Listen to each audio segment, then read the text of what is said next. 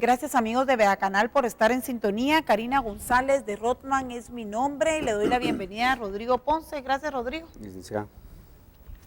Economista, exmiembro de la Junta Monetaria de Guatemala, conocedor de temas macroeconómicos, microeconómicos, catedrático, también es consultor. Así es. Sí. Y estudioso e investigador. El tema de banca, básicamente, que es algo que me gusta mucho. Muy bien, Rodrigo. Yo creo que el pueblo de Guatemala debe de poner oídos para que esté bien informado, porque en los últimos días se han dado muchos acontecimientos a partir de la campaña de renuncia ya, a partir de una manifestación en una gran parte genuina del pueblo de Guatemala y en otra parte aparentemente manipulada. Pero en todo este entorno, la Corte Suprema de Justicia da con lugar varios antejuicios y se forman comisiones pesquisadoras en el Congreso. De tal suerte que renuncia la señora vicepresidenta, de tal suerte que se declara con lugar el antejuicio para el ministro de Desarrollo Social y de tal suerte que el señor exministro de Energía y Minas, el señor Eric Archila, mejor dicho, ingeniero, pues decide renunciar. Hace toda una conferencia de prensa, dice un montón de cosas, pero lo cierto es que el día de hoy usted trae a mostrarle al pueblo de Guatemala un documento que es público, ¿sí?, que fue hecho por una instancia superior financiera del país y presentado al órgano investigador máximo y único de este país. Que es el Ministerio Público. Sí, es el Ministerio Público, así que le cedo el uso de la palabra a Rodrigo. Bueno, gracias Karina, a la gente de Vea Canal. Lo primero que yo le quisiera hablar dos cosas antes de entrar en detalle del documento. En esta crisis política, pues la gente que sube y cae es la única culpable de la debacle que ha tenido en la fase final del gobierno que conformaron, desde la vicepresidencia hasta los ministros que todavía falta alguno que renuncie. Y realmente yo nunca pensé que el presidente de la República, al cual yo conozco, fuera a cometer tantos errores al final de su mandato, porque cuando yo conocí a Otto Pérez, pensé, y él me explicó en el año 2000 su intención de ser presidente, yo pensé que cuando él saliera del mandato iba a salir realmente proclamado, aclamado, y es todo lo contrario. En el tema de la coyuntura, específicamente de la renuncia del ministro de Energía y Minas, habría que mirar tres aristas según mi perspectiva. Primero, cuando alguien se mete a ser funcionario público, es prácticamente sujeto de una fiscalización de los propios factores políticos o el equipo de trabajo que está a la par de él, como la gente que está afuera observándolo, porque la tercera ley de Newton en política es infalible, a toda acción una reacción. Y en la forma en cómo él sale, prácticamente que es en el escándalo y en el derrumbe del gobierno del Partido Patriota, él sale en una forma similar a la que hizo Pavel Centeno, que él presenta su renuncia para evitar un juicio de cuentas en el Congreso de la República. Y entonces es una mecánica donde prácticamente él renuncia, deja de ser funcionario y entonces rompe la obligación de la Constitución de darle cuentadancia al Congreso. Si el Congreso sirve o no sirve, esos son otros 20 pesos. La Constitución establece que el Congreso, como un ente fiscalizador, está obligado y puede auditar a cualquier funcionario público. Entonces él utiliza la mecánica de Pavel Centeno para evitar dar una cuentadancia. En forma paralela, con los medios de comunicación, que desde la historia política del hombre, el medio de comunicación es importante, no solo porque le dicen un cuarto o un quinto poder, sino porque, como lo dijo Napoleón, temo más a las páginas de un periódico que a 100,000 bayonetas. Entonces los medios de comunicación, en esta como revolución que ha habido en este mes y pico en Guatemala, han tenido bastante incidencia, porque como han evolucionado conforme va evolucionando la tecnología y conforme se va construyendo un mejor andamiaje cultural en la sociedad, entonces si estuviéramos hablando de los niveles de la guerra que habla Sun Tzu en su libro El arte de la guerra, yo me atrevería a decir que lo que pasó ahorita es que es la guerra de cuarta generación que habla Sun Tzu, que dice que siempre en la guerra va a haber elementos nuevos que uno desconoce, y por lo tanto dice la táctica de la guerra se mantiene mientras la batalla no dicte lo contrario. Y eso fue lo que sucedió ahorita acá. Tal vez estas personas pensaron que nunca se iba a dar los elementos de la revolución democrática de Egipto en Guatemala, porque el hecho que existan medios de comunicación alternativos y redes sociales influyó para que se diera una percepción.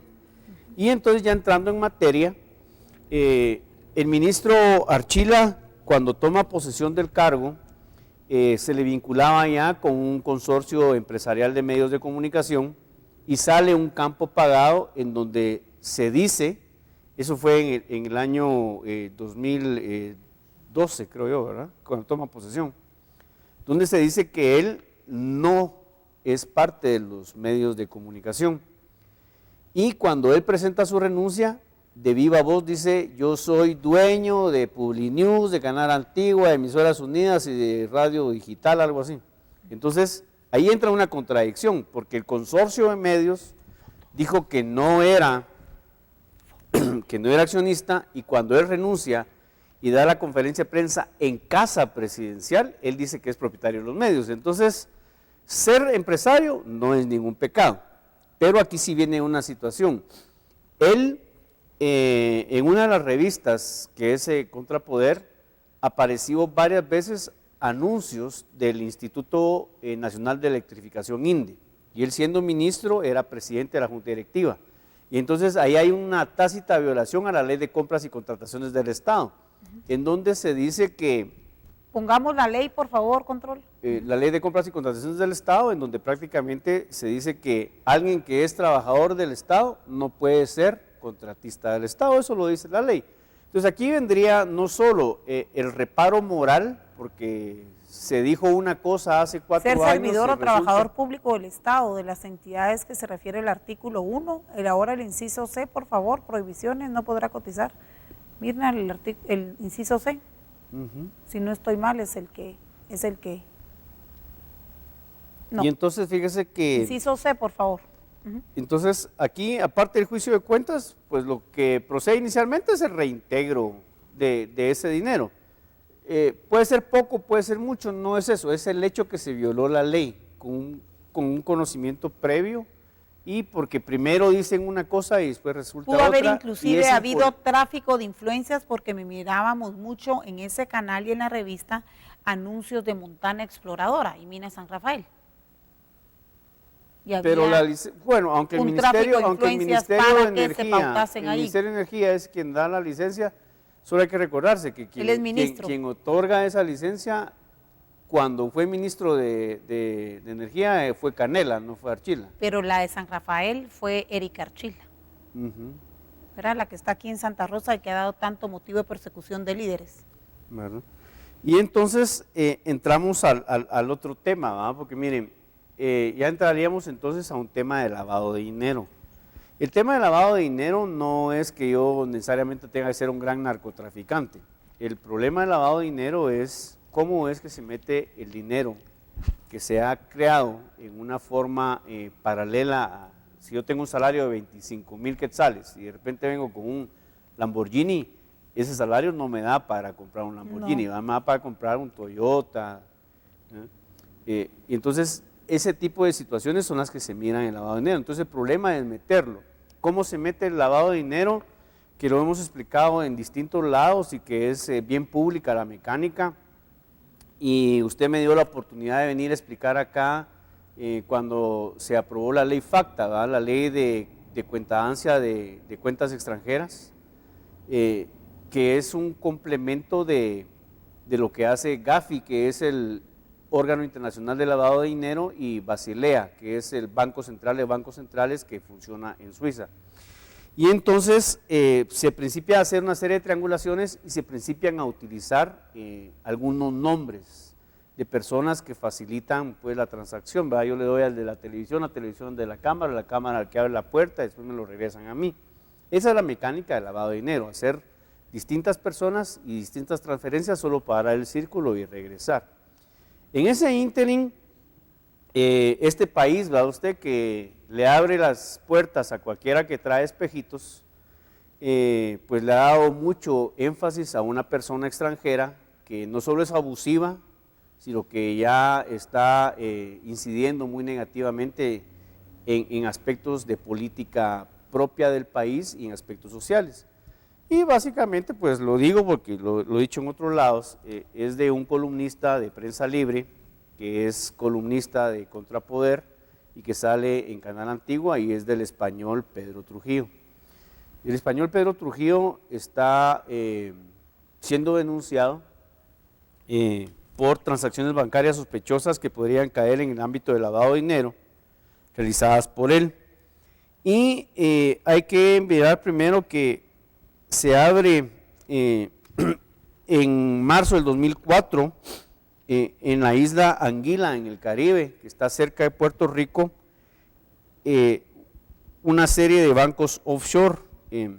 Los bancos offshore son bancos fuera de plaza, pero entre los bancos fuera de plaza hay bancos que son legales y bancos que son ilegales, que según el GAFI y el convenio de Basilea se han llamado shell banks, que son bancos de fachada.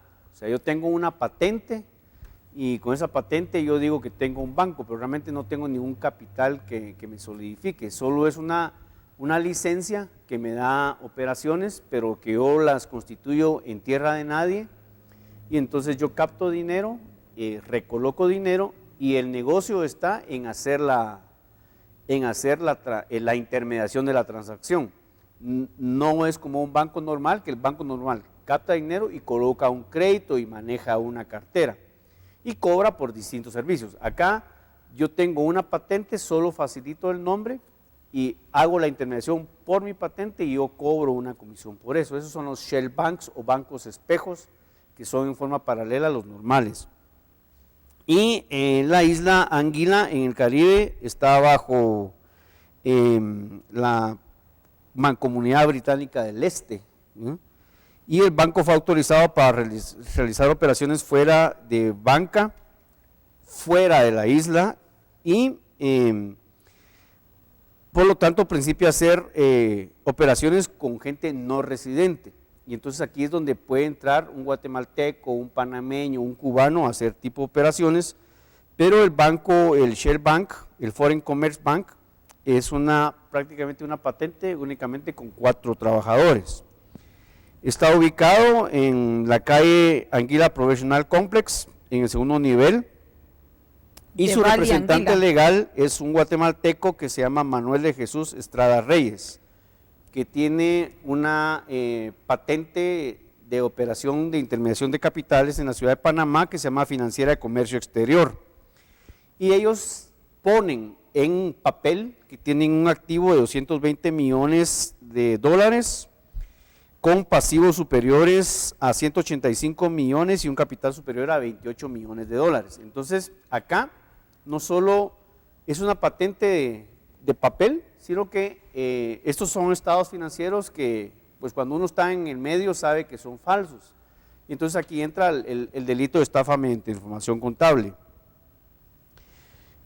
La isla donde funciona el Shell Bank, el Foreign Commerce Bank, prácticamente está en el extremo norte de las islas de Barlovento, que es prácticamente la parte de Puerto Rico que ya mira para el mar Atlántico, ¿no? Como que si tuviéramos la carabela de Colón y regresáramos a las Canarias, ¿no? A Europa.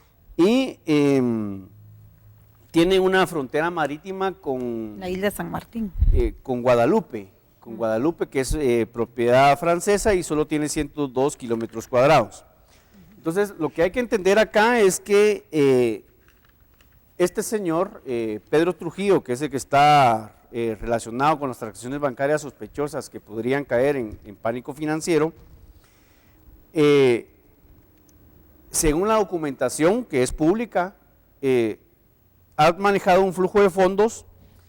Él ordenaba las transferencias por medio de bancos guatemaltecos y su offshore, que es el Transcom, y ahí se relaciona con el Banco Reformador. Recuerden que la Junta Monetaria liquidó el grupo financiero Bancor, ¿verdad? Y, o sea, estas operaciones aparentemente vienen ¿desde qué año? 2004. 2004 hasta la fecha son 11 años, más. Según el documento del 2004.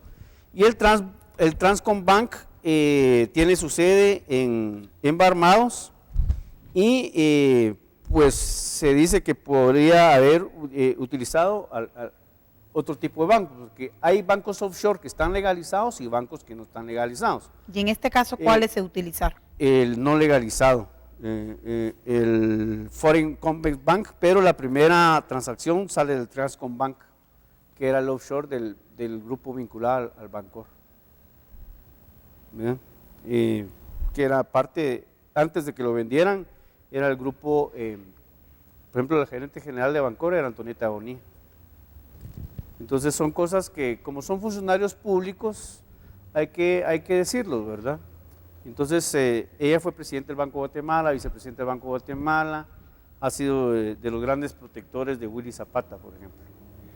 ¿Para que la justicia no se alcance o para qué? No, para que usted mire el tipo de relación. Personas. Ahora estos bancos operaban con transferencia de fondos, ¿verdad? Al Commerce Bank Limit, y ahí se relaciona con el Wachovia Bank, que es el que tuvo, el Wachovia es el que estuvo vinculado con toda aquella red de quiebras en el 2008 adentro de los Estados Unidos. Sí.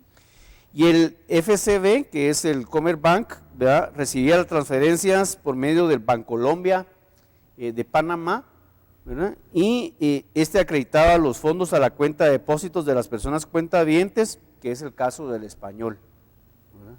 Entonces aquí yo quisiera dejar bien claro que aquí no hay, cuando nosotros estamos hablando de esto, no estamos cayendo en la figura de pánico financiero, ¿sí? Primero, porque estamos hablando de cómo es la mecánica, primero que es pública, que está accesible en redes sociales y que, no sé si usted me permite decir, por ejemplo, un medio de comunicación como Sonora, ayer lo tocó abiertamente, y en este caso tampoco hay pánico financiero, porque son entidades que provocan el pánico financiero con sus operaciones de especulación. En cambio, cuando uno viene acá como un analista serio, como un profesional de las ciencias económicas, al tocar este tipo de temas, entonces uno está haciendo todo lo contrario, uno está educando a la gente para que no caiga en este tipo de situaciones. De ahí hay que ver que cuando se triangulaban los capitales de Guatemala por medio del Español a la isla, se acreditaron en sus cuentas y el documento habla de que se presume, ¿verdad? Porque recuérdese que esto es una instancia de intendencia de verificación que se presenta al Ministerio Público y entonces se tendrá que exponer. Entonces se presume que hay una operación de lavado de dinero o no registrada ni notificada a las instancias legales que tienen que tener el control de transacciones monetarias de los años 2005, 6, 7, 8, 9, 10 y del 2011. Entonces, cuando necesitaban retirar fondos, se requería al Foreign Commerce Bank se realizara una transferencia hacia Guatemala utilizando el mecanismo inversamente proporcional a lo establecido. Y eso es algo normal, porque a veces yo puedo tener una cuenta cifrada, por ejemplo, que la gente tiene que entender que las cuentas cifradas son las que tienen mayor volumen monetario y secretividad. No, secretividad hacia el cliente. Y entonces yo solo tengo autorizadas cierto número de transacciones en el mes y las tengo que notificar previamente hacia la transacción. Entonces por eso es que se realizan las operaciones utilizando el mecanismo de retirar fondos, se notifica que se va a retirar fondos, el dinero sale de Guatemala para Panamá o para Anguila, de Anguila regresa a Panamá y Guatemala, o sale de Guatemala para Panamá, Anguila y Anguila, Guatemala. Y entonces aquí es donde entra la figura de la Financiera Comercio Exterior de Panamá. Aquí hay algo bien importante.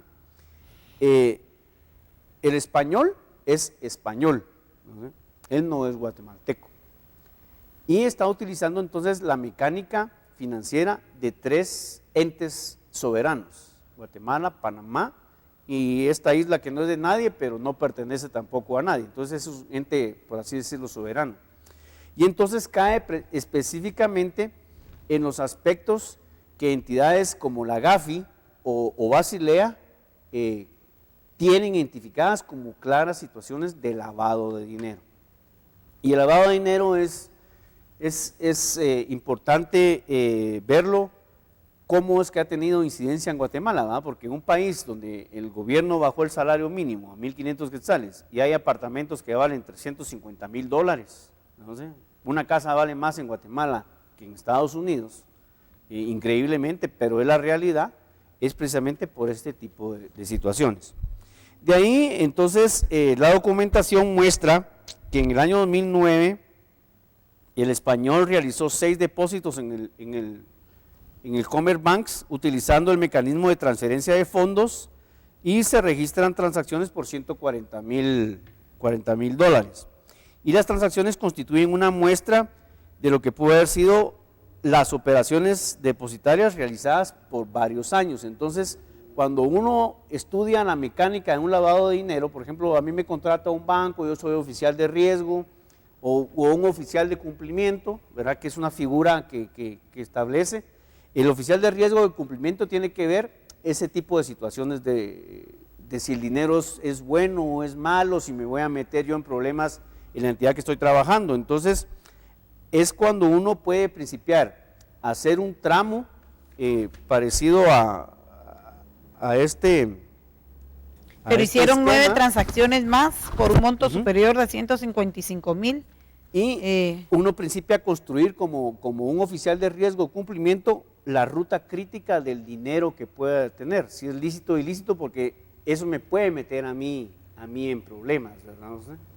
Entonces, para poner un ejemplo con el tema del Bancafé, el Bancafé, parte de la quiebra es porque el oficial de riesgo no detectó los elementos de... ¿Tenemos ese flujo para ponerlo en pantalla, control? Es un flujo de transferencias que sería una ruta crítica, vamos, que uno va ¿Que construyendo la podemos explicar? para evidenciar de que hay un lavado de dinero. ¿La tenemos, control? Y en este caso, es lo que yo le... Es esta, ¿verdad, Rodrigo? Sí, es el flujo de transferencias. Y en este caso es donde se principia a hacer los registros de los 140 ¿Este flujo millones. quién lo realizó? La IBE. Ok, ¿esto no se lo inventó usted? No, esto es parte de la documentación que se presentó al Ministerio Público. No es hecho a dolo por ningún civil. No. Que eso no es esté hecho- en eso es hecho esta por la- empresa por- magna institución. No, esto es hecho por la ruta crítica que hace el analista sobre los aspectos que se están dando o no se están dando sobre el lavado de dinero. Y entonces hay 9 transacciones, hay 6 transacciones en el 2009 por $140,000 y después hay 9 transacciones de operaciones bancarias por $155,000. Y entonces esto lo que demuestra es las mecánicas en cómo se pudo haber hecho. ¿Por qué se considera sospechoso de lavado de dinero y por qué es importante para la sociedad guatemalteca conocer esto? Porque miren, ¿qué pasa si yo como guatemalteco me voy a meter a la nación de Costa Rica a criticar a doña Laura Chinchilla y a todos los ticos? ¿O qué pasa si yo como guatemalteco me voy a Madrid y principio a escribir en el periódico Expansión, que es de economía, o en El País de España, y principio a criticar a Rajoy, a Aznar, a Zapatero, y principio a tener incidencias? Pero al mismo tiempo yo vengo y me pongo a hacer testaferratos con la gente del poder, con la gente del poder económico o poder político. Entonces, eso es lo que sucede acá, ¿verdad? Primero, en Guatemala yo creo que ya es hora de ponerle punto a mucha gente del extranjero que nos viene a vender espejitos, a alguien que prácticamente nos vendió espejitos con el agua milagrosa de Matitlán y quería que Agua con nosotros nos tragáramos eso, o alguien que realmente vino acá en su momento acompañando a Minúa, se incorporó a la Landívar fracasan a Landívar y después se mete a la Marroquín, que en su país era un fracasado y aquí cree que puede venir a hacer lo que quiere. Y básicamente él, que ha sido testaferrato, pues en una instancia de prensa como la Cámara Guatemalteca de Periodismo, yo creo que la gente tiene que saber que el español Pedro Trujillo, siendo Roxana Valdetti vicepresidente de la República, Trujillo llevó a la Junta Directiva de la Cámara Guatemalteca de Periodismo la solicitud de ingreso de Roxana a la Cámara, y la Junta Directiva le dijo que no. Entonces son aspectos que son bien importantes, porque los medios de comunicación inciden, y cuando alguien es comentarista, cuando alguien opina, incide, por lo menos en una persona va a tener incidencia. Entonces, cuando esta persona... Y él no tiene cómo soportar sus ingresos, por ejemplo, como catedrático de la Universidad Marroquín, no es para que pueda ahorrar $155,000. Usted sabe que yo soy docente de 8 universidades, de las 15 universidades que funcionan en Guatemala. La universidad que mejor paga la docencia es la Universidad de San Carlos. Y siendo un profesor de tiempo completo de la Universidad de San Carlos, en una condición de profesor titular 1, que sería la más baja, en 8 horas esa plaza tiene 10,000 quetzales. En la escala salarial de 12, que sería profesor titular 12, en 8 horas usted va a llegar a tener 21,000, 22,000 quetzales en la escala salarial máxima, en la Universidad de San Carlos, que es la que mejor paga. Las otras universidades son cursos por trimestre, sin prestaciones, y realmente para tener usted un ingreso de 22,000 quetzales como un profesor de tiempo completo en una universidad privada, pues prácticamente tiene que entrar a las 7 de la mañana y salir a las 7 de la noche. Tendría que dar unas 4 cátedras o 5 cátedras en el día. Y entonces eso es la realidad de la remuneración salarial de un profesor universitario. Entonces, cuando uno da clases en la universidad, realmente es más por el amor al arte, ¿verdad? No es por los ingresos que le puedan generar. Y las universidades privadas pagan menos que la universidad estatal la docencia, entonces no da para eso, ¿no? Y entonces aquí se principian a jugar figuras como fideicomisos, por ejemplo, porque se crea la Universidad Occidente, se crea un fideicomiso y el español es parte del fideicomiso de la Universidad Occidente. Entonces usted tiene que ver que la universidad tiene exoneración de impuestos, tiene franquicia, y entonces principian a prostituir la figura que les da beneficios, y entonces aquí es donde vienen las situaciones. Y entonces, ¿cómo puedo hacer yo para justificar transacciones en un banco que está en una isla de nadie con 4 trabajadores? Es como que si yo quisiera y compro una computadora con una televisión, con una cámara en la computadora, y yo desde ahí quisiera principiar a competir con Emilio Azcárraga en Televisa, ¿no? Esa es la situación acá. Y entonces, la documentación cuando uno la analiza, es que no hay ninguna razón de él, ¿verdad?, para no realizar sus operaciones de ahorro fuera de Guatemala, porque a la larga es eso, porque, bueno, vino acá, pues Dios lo bendijo, si usted quiere, le da un espacio en medios de comunicación, le da una cátedra en la universidad, puede asesorar o no puede asesorar, pero Guatemala es un país que prácticamente yo puedo abrir una cuenta en dólares en cualquier banco, puedo hacer transacciones normales. Entonces, ¿por qué utiliza bancos fuera de plaza no regulados, ¿no?, que son estas figuras de Eso llama la atención. En Panamá y en este islote que está cerca de Puerto Rico? Y entonces no hay ninguna justificación para utilizar y hacer transacciones financieras en dólares con 2 bancos constituidos fuera de los elementos de supervisión de la banca de Guatemala o de Estados Unidos o de la banca regulada. Y entonces se entra al delito de lavado de dinero. El delito de lavado de dinero está considerado en el decreto 67/2001 del Congreso de la República de Guatemala, y es una ratificación de un convenio internacional que Guatemala como Estado ha hecho ante las instancias de lavado de dinero, en donde entra grupos como el GAFI o como Basilea, que son bancos correctos, y entra lo que se recuerda, explicamos acá en su oportunidad, la ley FACTA, la ley de transferencias. Y entonces hay un delito de lavado de dinero porque hay una persona interposita.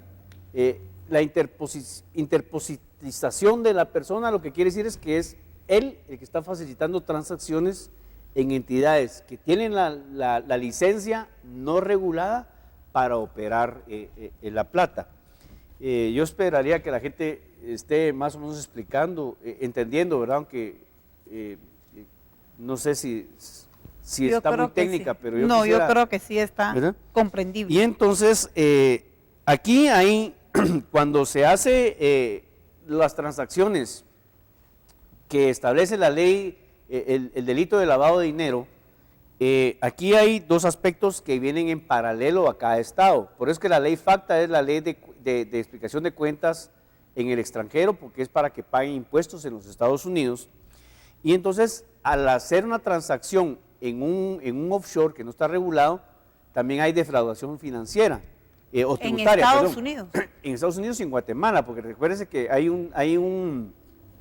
¿cómo se llama? El impuesto de productos financieros, que es parte de Guatemala. Entonces, hay defraudación tributaria porque se deja de pagar el impuesto del valor agregado y el impuesto de la renta sobre las transacciones. Hay transacciones de fondos con el ánimo de que la administración tributaria no pueda cruzar la información con un banco guatemalteco, a pesar de que existe el secreto bancario. Pero el secreto bancario lo que quiere decir es que yo no puedo difundir las situaciones de composición de un capital en una cuenta regulada. Por eso es que aquí no estamos violando la ley, aquí no estamos haciendo pánico financiero, porque estas son cuentas en bancos fuera de plaza, no regulados. Aquí el que está fuera de la ley es el español, no somos nosotros que estamos haciendo este programa. Y el otro elemento es que en la defraudación tributaria, los 15 colegios profesionales de Guatemala establecen que la docencia universitaria es un ejercicio de la profesión. Y lex dura lex lex, ¿va? La Constitución, gusten o no, establece la colegiación profesional obligatoria. Y entonces, él no está colegiado en ninguno de los 15 colegios. Y sin embargo, presume de títulos universitarios que pueden ser como el doctorado en Corea del Sur, ¿vamos? Que realmente nadie los pueda avalar.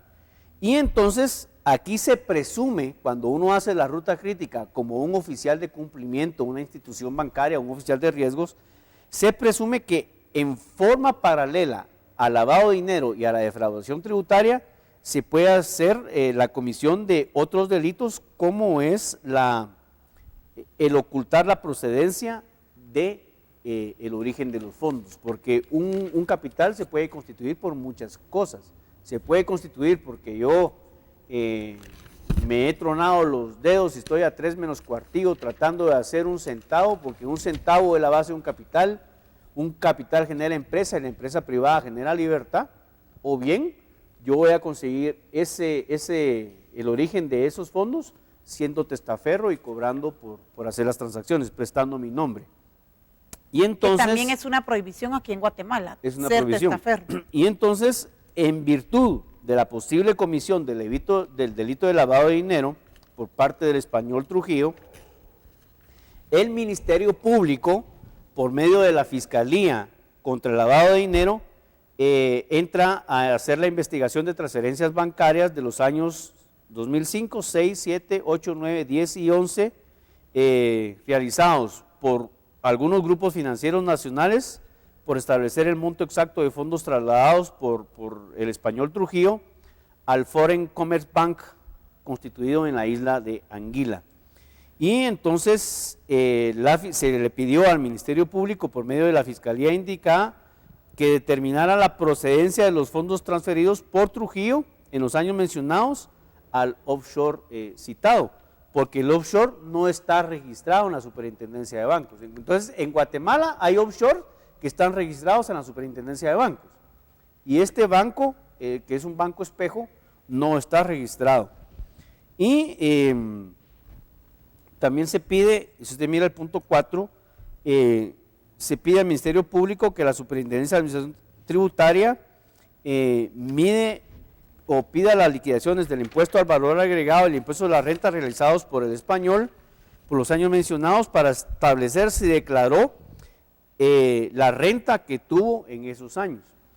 Y pues se pide finalmente la comprobación fehaciente del origen de los fondos que se transfirieron al Foreign Commerce Bank, constituido en las islas de Anguila. Y entonces hay que ver, cualquier persona, le repito, este documento es un documento público, ¿verdad? Y entonces si usted se mete a internet y pone en Wikipedia y pide los esquemas de los bancos offshore legalizados y no legalizados, entonces le va a aparecer Basilea, es el convenio Basilea ya lleva 3 estadios. El convenio Basilea lo que quiere decir es que es una instancia que va a supervisar todos los grupos financieros regulados a nivel mundial. Y cuando usted se mete y mira que hay Shell Bank, que son bancos simulados, son bancos de espejo, esta es la figura que utilizó Pedro Trujillo, o por lo cual lo están vinculando a él. Y entonces, recuerde que Guatemala viene con el convenio Basilea ratificado desde el año 1995, si no me falla a mí la memoria. El Estado de Guatemala viene ratificando eso. Y entonces, el utilizar un banco espejo o un Shell Bank, Guatemala ratificó el convenio del Grupo de Acción Financiera contra el Lavado de Activos desde el año 2003. Y entonces la GAFI tiene 40 recomendaciones que cualquier banco normal, una cooperativa de ahorro y crédito formal cumple, vamos, ¿eh? Y entonces dice, dentro de la 18 recomendación de las 40 recomendaciones que el Estado de Guatemala ratificó como cuentadante, dice: los países no deberían aprobar la instalación o aceptar la continuidad de la operatoria de bancos pantalla. Y entonces el Shell Bank es un banco espejo, es un banco pantalla, y por lo tanto viola las recomendaciones del lavado de dinero que establece la ley de bancos y grupos financieros, pero básicamente las ratificaciones de Guatemala como Estado con otros estados para combatir el lavado de dinero. Y como se recordará, yo le expliqué acá en un anterior programa la ley de lavado de dinero y la ley FACTA, y entonces la ley FACTA es una subderivación de la ley Patriota, que en los Estados Unidos trata de regular las transacciones sospechosas de lavado de dinero, porque a través de esas transacciones es que se financió a veces actividades de terrorismo. No quiero decir que acá sea lo mismo, pero es la misma mecánica. Y cuando uno lee la ley Patriota, que es la ley contra el lavado de dinero, en el artículo 313 dice: prohibición de establecer cuentas de corresponsalía en los Estados Unidos con bancos ficticios del exterior. Y entonces no es lo mismo que yo abra una cuenta, ¿no? Que yo la abra en el Mitsubishi Bank, que es en el exterior, pero que es un banco normal. Yo puedo hacer una transferencia de un banco regulado en Guatemala al Mitsubishi Bank, lógicamente pasando por una corresponsalía en Miami, a que yo venga y utilice bancos ficticios en un islote que es tierra de nadie. Y entonces vuelvo a repetir, ¿verdad?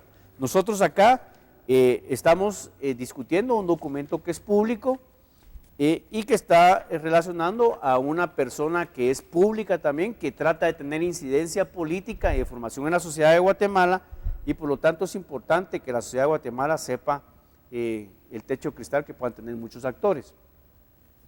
¿Dónde queda la isla de Anguila? Que es importante. Si la podemos encontrar en internet, por favor, control. La isla de Anguila está localizada en el Caribe, específicamente en el extremo norte de la isla de Barlovento, en la parte de Puerto Rico que mira para... Miremos qué dice el internet. Ajá. Que mira para las Antillas Menores, y tiene frontera marítima con el departamento de Francés de Guadalupe y con las Islas Vírgenes Británicas. Según el almanaque mundial, ¿verdad? Tiene 15,000 habitantes. Al 2008. Al 2008, y la reina Isabel de Inglaterra nombra a un gobernador. Tiene solo 102 kilómetros cuadrados, que sería un poco menos del tamaño del departamento de Zacatepec, es más o menos como un tercio del departamento de Zacatepec. Ahí la estamos viendo dónde está. Y pues ese es prácticamente tierra de nadie.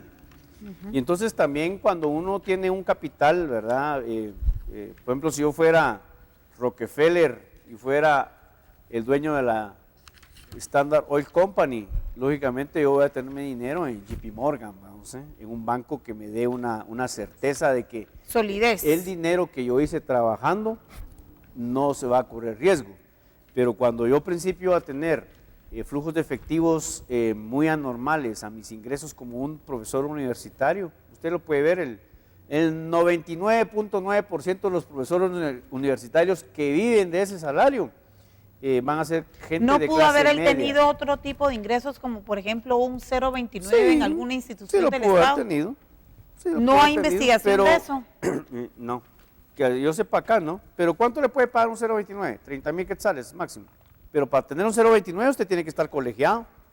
Es parte de los requisitos que le piden. Para estar precalificado en CGPLAN usted tiene que llevar su constancia de colegiado activo y él no pertenece a ningún colegio profesional.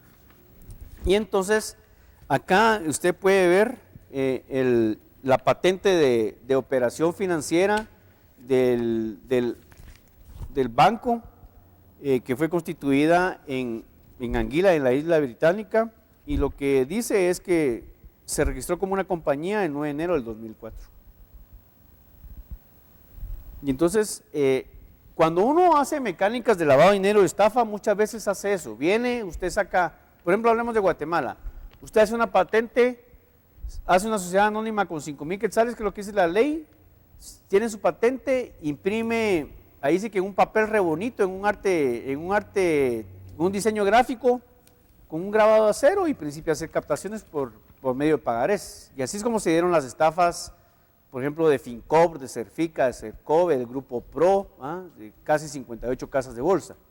Esto es importante. ¿Quién atiende la oficina? Bueno, quien atiende la oficina es un guatemalteco, se llama Manuel Jesús Estrada Reyes, de nacionalidad guatemalteca, quien a su vez posee en Guatemala la representación de la entidad panameña Financiera de Comercio Exterior. Entonces, ¿por qué es importante tocarlo? Porque la Financiera de Comercio Exterior no se ha ido a registrar a la Superintendencia de Bancos, porque mire, yo puedo constituir en Panamá una intermediadora, por ejemplo, de capitales. Yo puedo ir a Panamá y hacer la operadora de fondo de pensiones. Y puedo venir y le digo a Karina, ahorita que está joven, mire, el tiempo pasa, ¿va? La Biblia dice, joven fui envejecido, y le ofrezco un plan de fondo de pensiones. Y entonces usted va a hacer una graduación, un aporte periódico para su vejez. Entonces yo estoy operando capitales. Pero lo puedo hacer, yo puedo constituirme en Panamá, en Miami, pero vengo y doy aviso y me registro en la Superintendencia de Bancos, porque es una empresa formal. Y entonces yo cumplo. Que no va a tener ningún tipo de dolo. No. Y entonces ahí lo que va a haber es la sabiduría del gerente en incrementar sabiamente los capitales, etcétera, etcétera. Pero estas entidades, como las de Anguila o la Financiera de Comercio Exterior, no están reguladas. Y entonces es cuando pues se cae en el delito de lavado de dinero. Y esta casa donde opera el Foreign Bank Commerce Limited, es una casa de 2 pisos, en donde está el banco. ¿En Anguila? En Anguila, que ha facilitado transacciones. ¿Y de quién será la casa? ¿Sabes? No sé. Entonces miren, esto es un documento público, repito, de transacciones bancarias sospechosas que podrían ¿Este caer. documento cuándo se ingresó al Ministerio Público? Ayer lo metió la entidad al Ministerio Público. Y es un documento que, le repito, es público, ya lo sacaron otros medios de comunicación, así fue como yo lo obtuve, está circulando en el Congreso de la República, ¿no? Lo tienen distintas bancadas, y entonces es cuestión, es de hablarlo. Es exactamente como que si tuviéramos ahorita, yo no sé si todavía funciona ese servicio, pero se recuerda que estaba el chismógrafo le remitía a uno todos los juicios que entraban todos los días a los distintos tribunales. Pues es exactamente igual, es una acción que se origina por el lavado de dinero, hay una transacción sospechosa y se pide de la entidad al Ministerio Público que la verifique, y ha salido acá el nombre de un comentarista de medios de comunicación que escribe en Prensa Libre, en Contrapoder y en Canal Antigua, que es de nacionalidad española y que ha sido ofensiva muchas veces hacia muchas instancias de la sociedad de Guatemala. Entonces yo creo que independientemente si es bueno, si es malo, si su ideología es de izquierda, de derecha, si es fascista, si es comunista, eso no viene a caso. El caso es que es una persona que no es guatemalteco, que tiene incidencia en el status quo de la política de Guatemala y que está utilizando nuestro país, por lo menos inicialmente, en una pantalla de una acción sospechosa de lavado de dinero. Y no caemos en el delito de pánico financiero porque no estamos hablando cosas que no estén documentadas fuera de ley, ni tampoco estamos cayendo en el delito de injuria o de calumnia contra alguien, porque el documento es público, con fechas y con operaciones, y es de una instancia que verifica el lavado de dinero y que lo ha puesto ante el Ministerio Público de Guatemala. Difícil. Pues difícil. Difícil para los que hacen las cosas anómalas. Y alguien podría decir difícil para venirlo a hablar a la televisión, pero ya salió en otros medios de comunicación y creo que es importante que una plataforma pues que realmente no tiene censura, vamos, y que tiene pues un criterio universal y que sí respeta la libre emisión del pensamiento, como es Vía Canal, pues pueda facilitar el hablar de este tipo de situaciones. Fíjese que yo, derivado de un comentario que hubo en el fanpage, que no controlo yo, le pedí a mi asistente que tuviéramos a la vista, haga un acercamiento. El canal es de Otto Rothman y de Karina González de Rothman, en partes iguales. Nuestras acciones no están al portador, están nominativas, es obligación desde hace ya más o menos 3 años, este tipo de ejercicio. Aquí no hay testaferros, aquí no pongo a un conductor de un programa de opinión como representante legal. Aquí el representante legal es mi señor esposo, y las acciones, para que quede bien claro, son 50% de cada uno. 2 únicos dueños. Esta es mi firma, la que una vez fue falsificada de acuerdo al INASIF y que llevo un proceso en familia. Y el amigo guatemalteco se recordará de la falsificación de mi firma para poder obtener unos pasaportes, ¿verdad? No Entonces, señores, el tema es ese. Les quiero decir que llegó a nuestro poder documentos que también son públicos acerca de toda una investigación. Esta es una partecita muy pequeña que tenemos aquí de Eric Archila y de todos sus contratos fraudulentos. Hay cosas aquí amorosas que esas no vamos a entrar jamás a ver porque la vida privada de las personas pues es vida privada, pero aquí hay muchísimas anomalías. ¿Quién lo facilita? Las propias personas de adentro del ministerio que están hartos y cansados de tanta corrupción asquerosa, exceso de los excesos. Yo lo decía el día de ayer aquí, no sé si usted pudo ver el programa, Rodrigo, yo dije, es imposible que un canal de televisión tan joven, ese canal es inclusive desde que Eric Archila lo tiene más joven que cuando Otto funda este canal, que ya lleva 10 años y es bien difícil navegar en contra de los monopolios, de oligopolios. Y después de que era de Alfred Kashmir, usted se recordará que Alfred era que una visión muy buena, Willy, pasa a manos de Eric Archila y de más gente, me imagino. Es imposible hacer una fortuna tan rápida. Si es verdad lo del yate, si fuese verdad lo del jet, si fuese verdad lo de unos vehículos de una prepotencia, solo se muestra que nunca tuvo o medio tuvo y en algún momento cuando le llegó enfrente lo quería todo y de junto. Mira, hay un libro, cuando yo principié a trabajar en periodismo, es imposible hacer tanta fortuna, no yo se tuve hace. la oportunidad de conocer en Costa Rica a Eduardo Ulibarri, que era del diario La Nación. Y Eduardo Ulibarri, la tesis de graduación de él era cómo administrar un medio de comunicación. Y me regaló su tesis. Él estudió periodismo en la Universidad de Costa Rica, pero él se fue al lado de administrar un medio de comunicación. Entonces establece ahí cómo se hace el punto de equilibrio, por ejemplo, en un periódico, cómo usted combina el punto de equilibrio entre paginaje y tiro. En un programa de radio dice que su mayor pago o lo que manda un recurso ya constituye después la inversión es la cuenta de la electricidad. Y en el tema de la televisión que ya principiaba, él menciona también que es la cuenta de la electricidad, la renovación del equipo y que ahí hay dos fases, el estar solo en set o tener también actividades móviles, que dice que son demasiado caras. Pero en ambos, en cualquiera de los tres casos, Eduardo Ulibarri decía que no había medio de comunicación que pudiera tener utilidades en un plazo no menor de 60 meses. De 60 meses. Yo les sé decir que leímos un libro con Otto hace muchos años cuando Juan Guillermo y Eduardo Prado nos acompañan a celebrar el 15 de septiembre en Los Ángeles con migrantes. Una actividad muy linda donde estuvo doña Rosita y otros líderes. Yo iniciaba mi embarazo de Otito, imagínese usted en ese calor en Los Ángeles y con embarazo, con unas náuseas horribles. Y alguien nos regaló un libro y decía, son 10 años.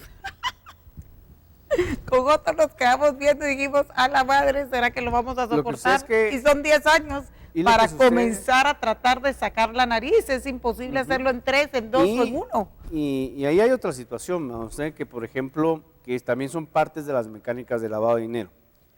Cuando una entidad estaba de hacer declaraciones en cero a la Superintendencia de Administración Tributaria, que es en este caso de las empresas que usted está mencionando, y tienen salarios de 30,000 mensuales, en planillas que sobrepasan 30, 40 empleados, ¿verdad? Entonces es complicado. Y reportar cero ganancia. Cero ganancias. Entonces fíjese que, por ejemplo, pues uno que ha gerenciado, yo para generar 200 empleos he tenido que tener un flujo efectivo de 1,5 millones mensual, tronándome los dedos, ¿va a ser? Porque un salario no se puede dejar de pagar.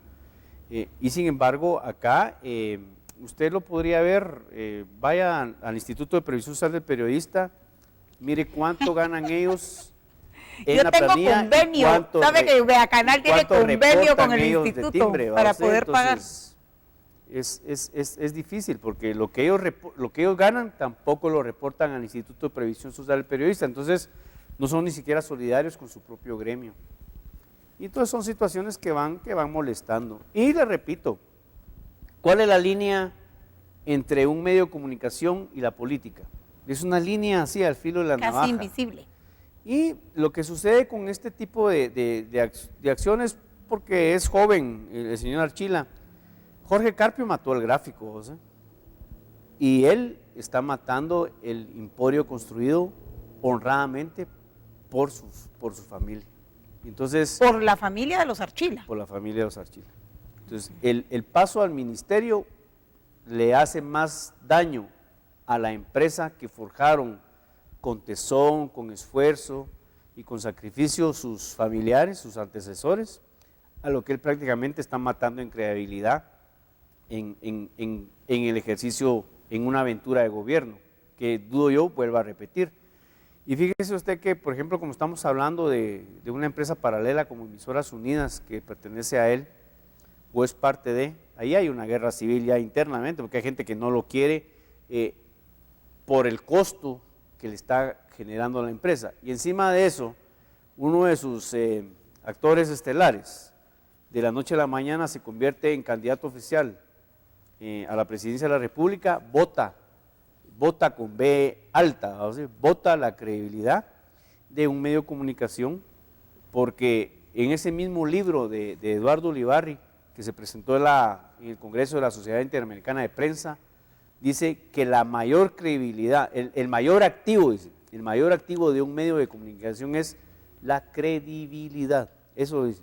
Si usted tiene un medio de comunicación con credibilidad, aunque tenga problemas económicos, se va a mantener porque puede hacer cualquier tipo de producción. Pero si un medio de comunicación pierde su credibilidad, prácticamente está destinado a desaparecer dentro del mercado. Lástima, ¿verdad? Esto no da alegría, esto da lástima, ¿verdad? Por eso los que nos cuesta muchísimo un medio de comunicación tenemos que cuidar, inclusive, qué vienen a decir aquí, ¿verdad? Para que a uno no lo metan en un problema de sedición, por ejemplo, ¿verdad? Que es un grave problema llamar a que se irrespete la Constitución y a que un gobierno fracase, porque aparentemente algunos actores que debiese investigar el Ministerio Público por oficio han estado tratando de desestabilizar al gobierno. Aparte, yo no voy, yo soy la peor crítica, he sido la peor crítica, usted sabe, de gobierno tras gobierno. Rodrigo, no nos conocemos de ahorita, pero eso es aparte criticar y aparte llamar a una sedición, que es exageradamente peligroso porque es un delito penal de acuerdo al Código Penal. Fíjese Karina, que cuando uno mira la historia de Guatemala, desde José Cecilio del Valle, que tenía el amigo de la patria, y Pedro Molina, que tenía el editor constitucional, hasta Eric Archila con el grupo de Canal Antigua, o el vínculo que pudo haber tenido en su momento, porque yo creo que ya no lo tiene, Luis Rabé con los canales de televisión.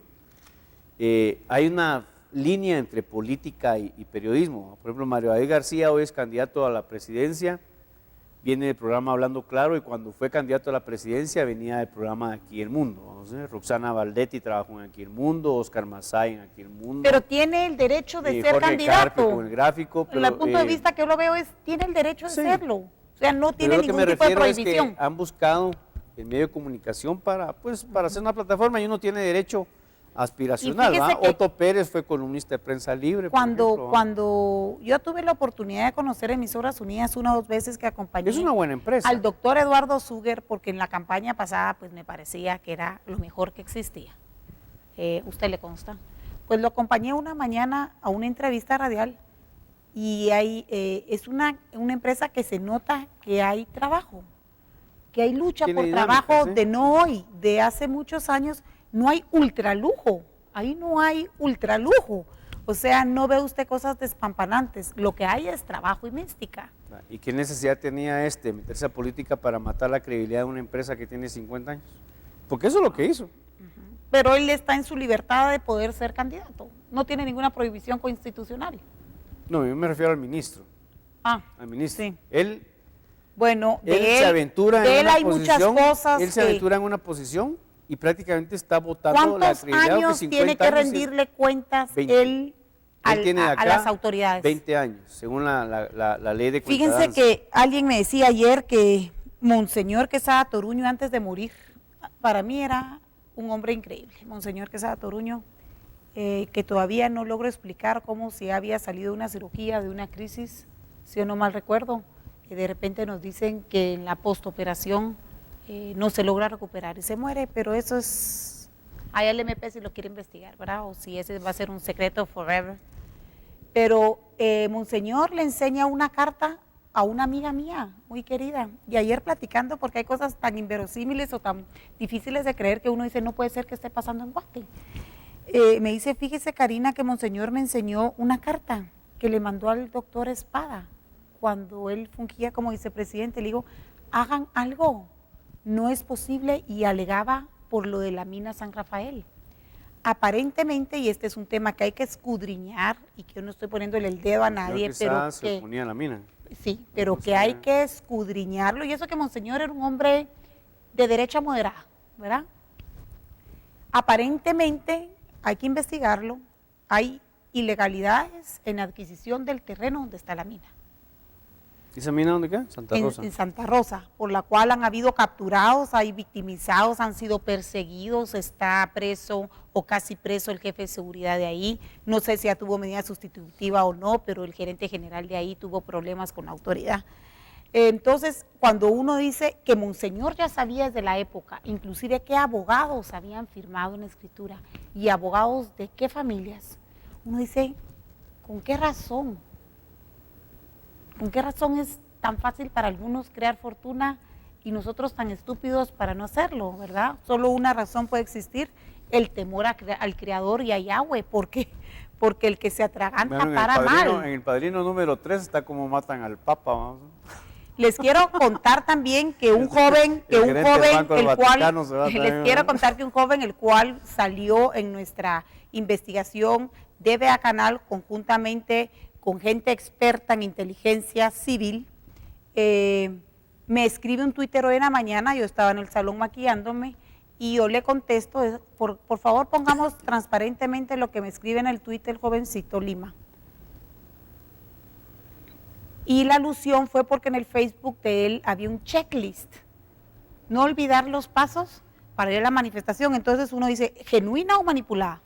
Y no olvidar, él me escribe esto, que soy un ciudadano y que por lo que él me escribe aquí, yo lo invité, miremos mi respuesta, por favor, control.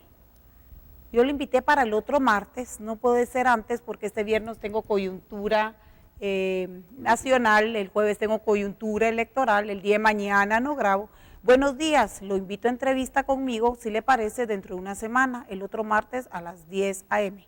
Será un gusto, ¿verdad? Él dice que él es un joven en uno anterior, por favor, Mirna.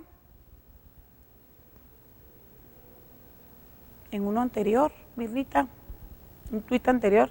El asunto es que campaña negra tampoco se vale, ¿verdad? Ese no es Mirna, uno anterior a cuando yo contestara. Por favor, encontrémoslo y lo pongamos de una manera transparente. Él fue a la manifestación del sábado. Sí, pongamos y recordemos lo que él en su Facebook publicó, por favor. ¿Sabe cuál es el problema? Que las redes sociales dejan de ser privadas y son públicas. Pero también tiene que ver una cosa, ¿verdad, Karina? Por ejemplo, yo lo he dicho, yo comparto lo que escribió el New York Times. Ser famoso en las redes sociales es como ser millonario en Monopoly, ¿verdad? O sea, no necesariamente. Pongámoslo control, por favor. Porque es importante aclarar eso. Luego, debo de aclarar otro tema, porque me escribieron a mi fanpage. Soy una mujer de 46 años, mi papá es guatemalteco, que nació en Mazate. Un ingeniero electrónico mecánico brillante Dios lo bendijo muchísimo, ¿verdad? Y hasta el día de hoy sigue siendo exageradamente inteligente y próspero. Soy hija de una señora que nace en la capital, Ana Gisela Núñez Páez de González. Su abuelo era de Palín, ¿verdad? Un terrateniente muy grande de Palín. Núñez. Yo soy González Núñez. Mi padre fue, ahí está lo que él me escribió. Si quiere saber algo de mí, puedo darle una entrevista. Mi proceder es por convicción personal y sin presión de nadie, pues por eso, Pablo, lo estoy invitando, ya lo dije públicamente, usted tiene derecho de respuesta aquí conmigo, ese es el procedimiento. Pues les sigo contando. Mi padre muy joven estudiaba en la Universidad de San Carlos, Ingeniería Civil, pero de repente vio que había una beca para ir a Monterrey. Era novio de mi madre. Entonces se va mi papá y gana la beca y se va a Monterrey, al Tecnológico Monterrey. Está estudiando allá, regresa a Guatemala, se casa con mi mamá, una mujer muy bella de 18 años, y se van a vivir a Monterrey. El año pasado fui a conocer dónde. No me lograron decir ellos bien cuando yo llamaba por teléfono dónde era la casa donde yo había dejado el ombligo, pero fui a conocer. Entonces yo nací, de primero nace mi hermano, Carlos Ernesto, de los mismos apellidos, de ambos padres. Y al año y un día, él nació el 10 de diciembre, yo nací el 11, pues nació la Karina, ¿verdad? ¿Y su hermana cuándo nació? No, después aquí en Guate. Entonces yo regreso, mi padre termina su universidad allá y regreso a los 2 meses de nacida. Mis padres son guatemaltecos, 2 hermanas mías son guatemaltecas, toda mi familia es guatemalteca. A los 18 años yo decido ser mexicana y soy extranjera domiciliada, que tuve que pagar durante más de 5 años o 5 años un pago que se le hace. ¿Usted tiene las 2 nacionalidades? No. Yo estoy iniciando mis documentos. El año pasado tuve que ir a Monterrey, me quedé asustada de la ciudad que es. Jamás tan bello como Guatemala, porque exageradamente industrializada y un poco desordenada. ¿Sabe una cosa? Hay un periodo que se llama el norte de Monterrey, yo lo conocí como Homero Hinojosa. Que yo extrañé los jardines de Álvaro Arzú. Allá. Yo decía, pese a lo que sea que seamos una capital así, es que ¿por qué aquí hay tanto desorden? Es que ¿por qué aquí hay tanto smog? Es que ¿por qué aquí no están cortadas las gramas y no está bien? Y el orden de Álvaro Arzú lo extrañé en Monterrey. Una ciudad exageradamente cara.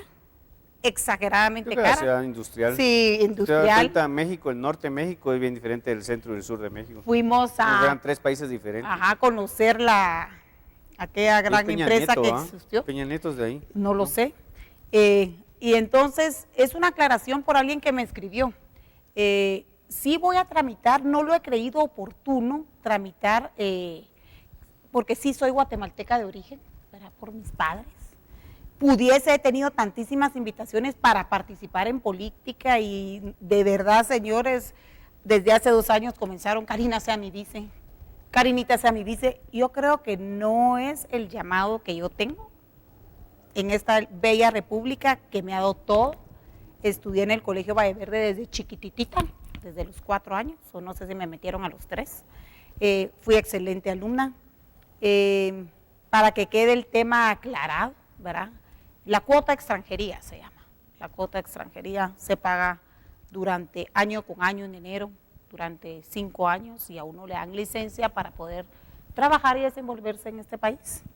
Creo que amo más a Guatemala porque sí soy guatemalteca de origen, con toda mi familia aquí, que muchos guatemaltecos que deshonran su nombre. ¿Sus 2 papás son guatemaltecos? Y toda mi familia es guatemalteca. ¿Perdón? No tengo mi teléfono aquí. No tengo mi teléfono aquí. Entonces, no sé, entonces yo creo que es hora de terminar el programa. Si me puedes pasar eso.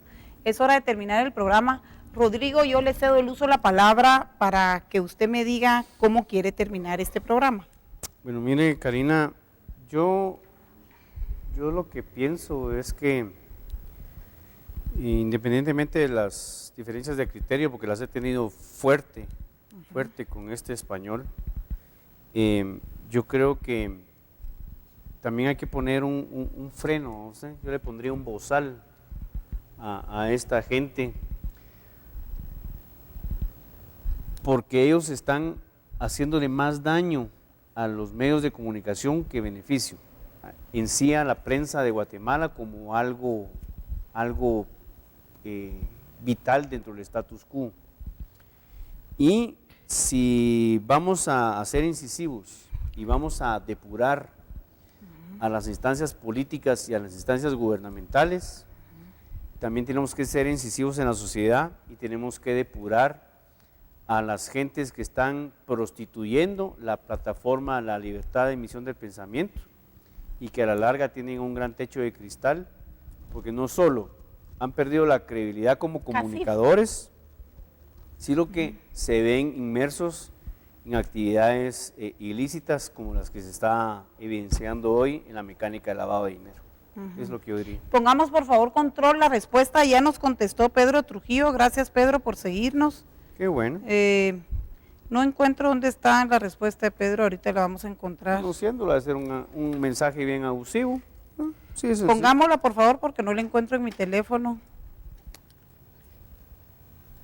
Ahí está. Pongámosla. ¿Por qué un medio responsable no busca la versión del denunciado? ¿Será que únicamente quieren presentar una? No, Pedro, yo le invito aquí. Lo vi hace cuestión de un mes con su familia, iba entrando a la San Martín del Minuto a almorzar en unas fachas increíbles. Todos estábamos con ropa cómoda. Mi número de teléfono es 5691-4962, el de mi asistente es 2438-8000, y usted como una persona civil, ¿verdad? Que no es funcionario público, por supuesto que tiene derecho de respuesta, solo coordinemos la hora. Y este documento es un documento público que se socializó ayer en otros medios de comunicación y en el Congreso de la República. Y por eso lo estamos es una denuncia, es una denuncia seria, que el Ministerio Público pues tiene en sus manos ya. Ha hecho, ¿verdad? Así que adelante, sigan en sintonía, creo que aclaramos varios puntos, no se usan testaferros aquí, jamás, los responsables Otto Rothman y yo, ¿verdad? Y juntos nos hemos forjado y juntos nos ha costado inclusive hasta lágrimas de desespero, pero aquí estamos echando punta. Gracias, Rodrigo, muchas bendiciones, gracias por venir. Gracias, amigos televidentes, es hora de pasar a ABC Noticias, nos vemos el día de mañana.